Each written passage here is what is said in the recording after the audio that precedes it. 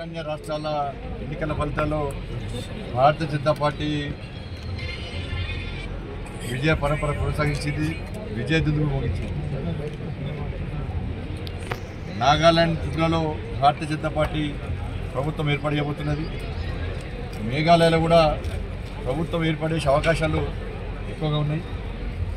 ఒకటి ఇంత విజయాన్ని అందిస్తున్నటువంటి ఈశాన్య రాష్ట్ర ప్రజలకు తెలంగాణ రాష్ట్ర భారతీయ జనతా పార్టీ తరఫున హృదయపూర్వక ధన్యవాదాలు.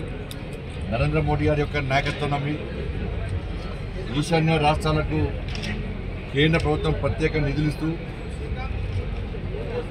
ఈశాన్య రాష్ట్రాలను అభివృద్ధి చేస్తున్న తరుణంలో వాస్తవాలను గ్రహించి ఈరోజు భారతీయ జనతా పార్టీకి పట్టం కట్టడం, నరేంద్ర మోడీ గారి యొక్క నాయకత్వాన్ని బలపరచడం, జేపీ నడ్డా గారి యొక్క నేతృత్వంలో పార్టీకి మద్దతు ఇవ్వడం నిజంగా చాలా సంతోషం.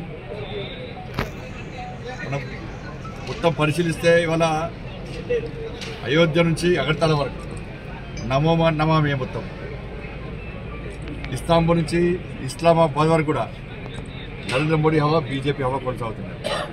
ఇదే ఈశాన్య రాష్ట్రాల్లో గతంలో కాషాయ జెండా పడితే దాడులు జరిగేటివి, కాషాయ జెండా ఇరేసే పరిస్థితి లేదు. ఏ పార్టీ కార్యక్రమం అయినా కూడా ఏ పార్టీ అయినా తెల్ల జెండా పట్టుకుని తిరిగే పరిస్థితి. కానీ ఇలా కాషాయ జెండా ఒక దమ్ము చూపెట్టారు. ఇవాళ కాషాయ జెండాకు అండగా ఇలా ఈశాన్య రాష్ట్ర ప్రజలు ఇవాళ నిలిచారు. కాషాయ రాజ్యాన్ని ఏర్పాటు చేసుకున్నారు. కమ్యూనిస్టుల జాడ లేకుండా పోయింది. కమ్యూనిస్టుల పొత్తులు కూడా మొత్తం మటాషే. కాంగ్రెస్ పార్టీ అడ్రస్ గల్లంతైంది.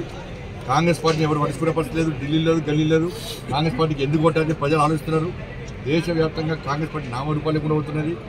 ఎక్కడ పోయినా మోడీ హవా కొనసాగుతున్నది. మోడీ గారు నిస్వార్థంగా ఒక శక్తివంతమైన భారతదేశ నిర్మాణం కోసం ఏ విధంగా తాపత్రయపడుతున్నారో, కష్టాల్లో ఇబ్బందులప్పుడు ఈ దేశాన్ని ఏ విధంగా ఆదుకున్నాడో, దేశ ప్రజలు ఏ విధంగా ఆదుకునే ప్రయత్నం చేసిండో వాస్తవాలను గ్రహించే ఇవాళ భారతీయ జనతా పార్టీకి పట్టం కడుతున్నారు. త్వరలో జరిగేటువంటి తెలంగాణ రాష్ట్రంలో కూడా తప్పకుండా కాషాయ రాజ్యం రాబోతున్నది, రామరాజ్యం రాబోతున్నది.